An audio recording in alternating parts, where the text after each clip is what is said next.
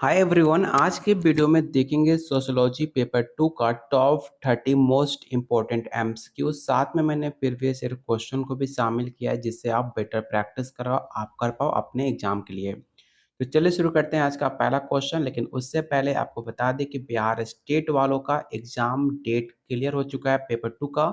आपका पेपर 11 जून से लेकर 19 जून के बीच होने वाला है। आप एडमिट कार्ड 5 जून को डाउनलोड कर सकते हो। तो सिर्फ आपके पेपर में 15 दिनों का समय बचा हुआ है। और सबसे मोस्ट इम्पोर्टेंट, इस 15 दिनों में सिर्फ आपको प्रैक्टिस करना है, कुछ भी नया करने की ज़रूरत नहीं है। अगर आप चाहते हो फर्स्ट अटेम्प्ट में पेपर क्लियर करना, तो ज़रूर जितना क्वेश्चन प्रैक्टिस कर सकते हो कहीं से भी करो, चाहे किसी अदर यूट्यूब पे या आप किसी आपके पास बुक है, नोट्स है, लेकिन सिर्फ थ्योरी को इग्नोर करना, सिर्फ आपको प्रैक्टिस करना है, जिसके लिए आपको 1000 प्लस क्वेश्चन आंसर और साथ में आसान भाषा में व्याख्या सहित दिया जा रहा है जिससे आप बेटर प्रैक्टिस कर पाओ। और मोस्ट इम्पोर्टेंट एनसीईआरटी। एनसीईआरटी हर किसी को मैं कह रहा हूँ बार बार कि एनसीईआरटी आप बिल्कुल मिस मत करना। एग्जाम से पहले आप एनसीईआरटी जरूर करके जाना, आपके एग्जाम के लिए काफ़ी ज़्यादा इंपॉर्टेंट है। क्योंकि पिछली बार एनसीईआरटी से डायरेक्ट क्वेश्चन देखने को मिले थे आपके पिछले पेपर में, तो जो आप ले सकते हो सिर्फ 151 में। अगर आप इसका कॉम्बो लेते हो तो जो आपका टॉप 30 सीरीज चल रहा है, ये सारे क्वेश्चन आपको 251 में एनसीईआरटी और प्रैक्टिस सेट सब कुछ मिल जाएगा। साथ में आपको प्रीवियस ईयर क्वेश्चन भी सेंड कर दूंगा जिससे आप आइडिया लगा सको कैसा क्वेश्चन पूछता है। और प्रीवियस ईयर क्वेश्चन जरूर करके जाना आपने एग्जाम से पहले। ये सब कुछ मिलेगा सिर्फ 251 में, जो अभी तक बहुत सारे बच्चे ले चुके हैं। आप भी लेने में इंटरेस्टेड हो तो आप मुझे इस नंबर पे व्हाट्सअप कर सकते हो। साथ में मैं आपको गाइड भी करूंगा कि सिर्फ 15 दिनों के अंदर आप बिहार स्टेट कैसे क्वालिफाई कर सकते हो। तो चलिए शुरू करते हैं आज का पहला क्वेश्चन। सामाजिक वर्गों की बुर्जुआ प्रणाली कब उभरी थी? 10वीं शताब्दी के दौरान, पुनर्जागरण काल के दौरान, अंधकार युग के दौरान, या ऑप्शन डी है 18वीं और 19वीं शताब्दी के दौरान। तो इसका जो राइट आंसर होगा ऑप्शन डी हो जाएगा। क्वेश्चन नंबर सेकंड, आपके प्रीवियस ईयर क्वेश्चन में सवाल पूछे गए थे कि स्टेट प्रणाली प्राय किससे जुड़ी होती हैं? समाजवाद से, प्राचीन समाज से, समांतवाद से, या ऑप्शन डी है पूंजीवादी समाज से। तो इसका राइट आंसर ऑप्शन सी होगा, समांतवाद, ऑप्शन सी। भारत में पहली बार गिल्ड वर्ग का विकास कब हुआ था?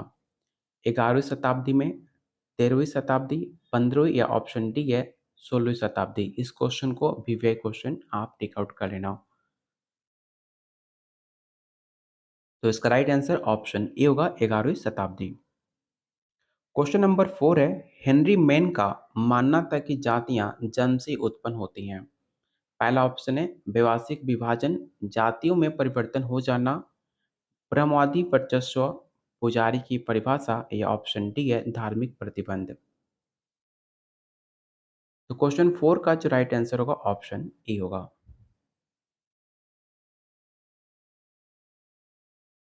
क्वेश्चन नंबर 5 काफी इंपॉर्टेंट स्टेटमेंट है। आपको बताना है कि किसका विचार था कि सामाजिक अस्थिकरण ऐसी प्रक्रिया है जिसके द्वारा व्यक्तियों और समूह को स्थिति के कामोपेश स्थायी पदानुक्रम में स्थान दिया जाता है। पहला ऑप्शन है एम एच मैन, वेडन पावल, ओकबर्न और डिम्पोफ, या ऑप्शन डी है टी पार्सन्स। तो इसका राइट आंसर ऑप्शन सी हो जाएगा। क्वेश्चन नंबर 6, सामाजिक परिवर्तन के प्रति समाज का प्रतिरोध नकारात्मक रूप से संबंधित होने की संभावना है। पहला ऑप्शन है अलगाव, अनुरूपता पर जोर, एकीकरण, या ऑप्शन डी है संस्कृति।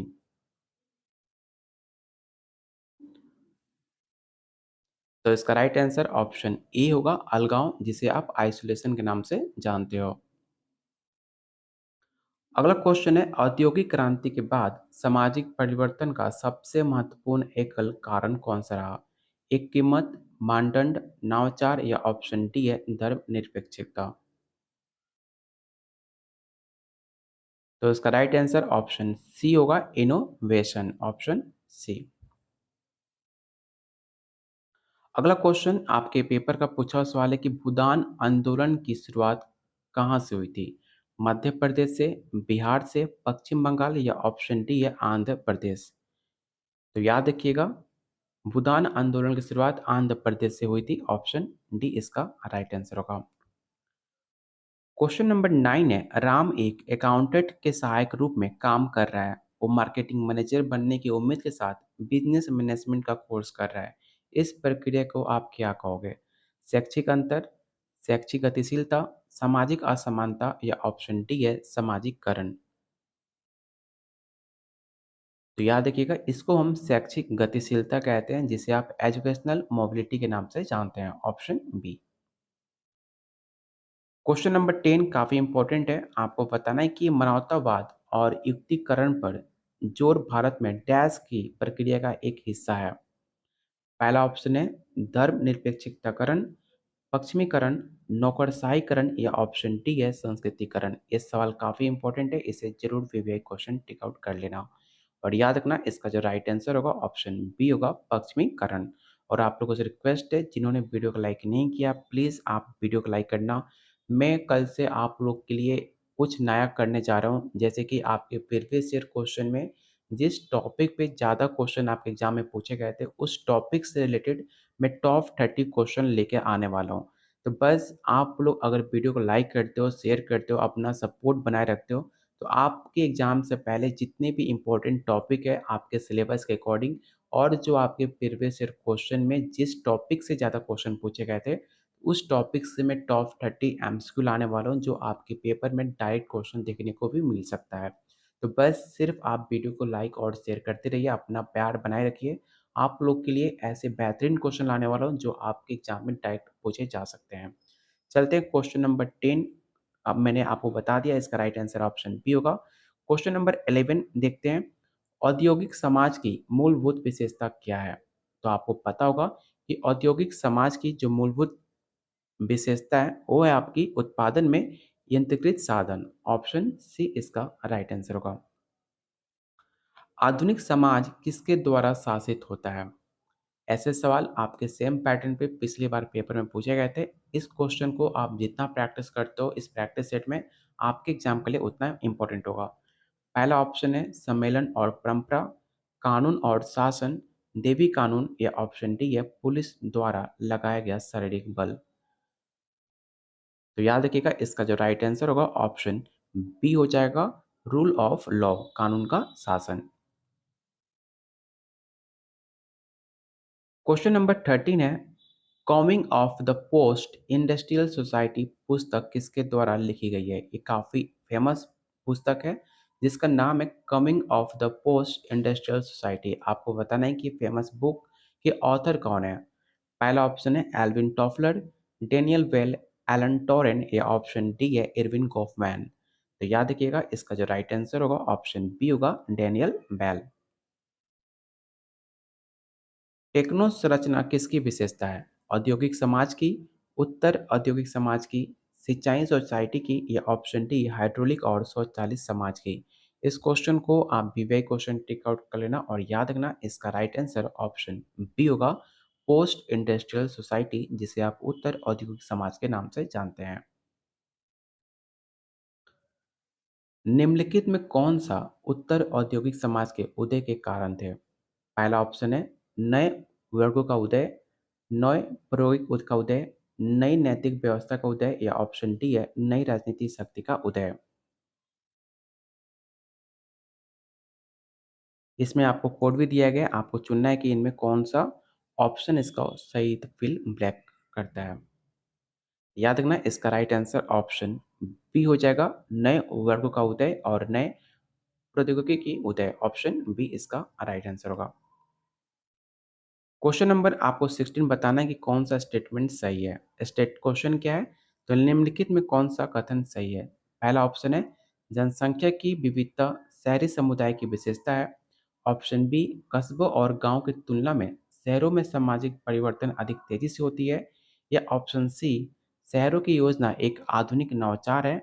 या ऑप्शन डी है भारत के अधिकांश प्रमुख शहर समुद्र तट पर या नोमागीर नदियों पर स्थित है।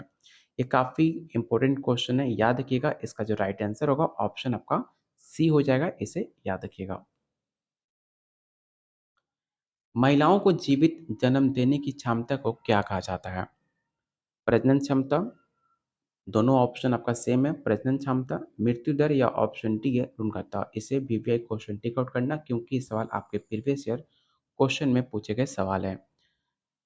तो याद रखना उसको कहते हैं प्रजनन क्षमता, ठीक है? ऑप्शन ए इसका राइट आंसर होगा। क्वेश्चन नंबर 18 है जनसंख्या संरचना और परिवर्तन के सांख्यिकी विश्लेषण और विवरण से संबंधित अनुशासन को क्या कहा जाता है? क्या उसे हम डेमोग्राफी कहते हैं, या ऑप्शन बी है जनगणना या जनसंख्या वृद्धि, या ऑप्शन डी है जनसंख्या सांख्यिकी। तो याद रखिएगा उसको हम डेमोग्राफी कहते हैं जिसे जनसांख्यिकी के नाम से जानते हैं। अगला क्वेश्चन है जनसंख्या एक ऐसा समूह की वैभाविक स्थिति की संरचना के अध्ययन को क्या कहा जाता है? क्या उसे हम यूनिक्स कहते हैं, गठबंधन कहते हैं, गैमालॉजी कहते हैं, या ऑप्शन डी वैभाविक संबंध के नाम से जानते हैं? तो याद रखिएगा एक ऐसे समूह जिसमें आपका वैभाविक स्थिति की संरचना का अध्ययन किया जाए उसे हम वैभाविक संबंध के नाम से जानते हैं। तो इसका राइट आंसर ऑप्शन आपका डी हो जाएगा। क्वेश्चन नंबर 20 आपको बताना है कि भारत की 1991 की जनगणना के अनुसार सर्वाधिक शहरी जनसंख्या प्रतिशत वाला राज्य कौन सा है? ये सवाल काफ़ी इंपॉर्टेंट है, इसे याद रखना। पहला ऑप्शन है महाराष्ट्र, केरल, कर्नाटका, या ऑप्शन डी है गुजरात। बात की जाए 1991 की जनगणना के अनुसार तो सबसे ज़्यादा जनसंख्या वाला प्रतिशत राज्य आपका महाराष्ट्र है। 1981 की जनगणना के अनुसार आपको बताना है कि 24% भारतीय महिलाएं वेतनभोगी श्रमिक रूप में दर्ज में थी, या 87% महिला श्रमिक असंगठित क्षेत्रों में थी, या 87% महिलाएं श्रमिक थी, या ऑप्शन डी 27% महिलाएं श्रमिक संगठित क्षेत्रों में थी। आपको बताना है इसमें से कौन सा स्टेटमेंट सही है। तो याद रखिएगा इसका जो राइट आंसर होगा ऑप्शन बी हो जाएगा। 87% of the women worker are in the under organise sector, option B. अगला क्वेश्चन है अध्ययनों से पता चलता है कि यदि किसी महिला ने गृह निर्माता की भूमिका के प्रभुत्व को आंतरिक रूप से अपना लिया उसके द्वारा, पहला ऑप्शन है काम में गैर प्रतिस्पर्धी असंबंध और कम प्रोफाइल, प्रतिस्पर्धी काम में शामिल और उच्च प्रोफाइल, उपरोक्त में से दोनों, या ऑप्शन डी है इनमें से कोई नहीं। तो इसका राइट आंसर ऑप्शन ई हो जाएगा। अगला क्वेश्चन है women and society in India पुस्तक किसने लिखी? ये सवाल आपके पेपर का पूछा हुआ सवाल है जो कि एक काफ़ी फेमस पुस्तक है women and society in India, आपने नाम सुना होगा।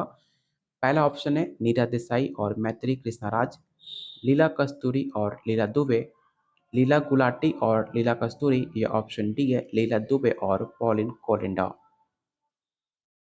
तो याद रखिएगा इसका राइट आंसर ऑप्शन ए हो जाएगा। क्वेश्चन नंबर 24 है दिए गए मुद्दों में कौन सा मुद्दा स्वतंत्रता के बाद अवधि में महिला संगठनों द्वारा नहीं उठाया गया था? तो याद रखिएगा इसका जो राइट आंसर होगा ऑप्शन सी होगा। परिचित महिला श्रमिकों द्वारा पुरुषों श्रमिकों का प्रतिष्ठापन, ये मुद्दा उनके द्वारा नहीं उठाया गया था। इसका राइट आंसर ऑप्शन सी हो जाएगा। क्वेश्चन 25 है स्वतंत्रता के बाद अवधि में महिलाओं के मुद्दों पर सरकार की प्रतिक्रिया में बदलाव का मुख्य कारण क्या था?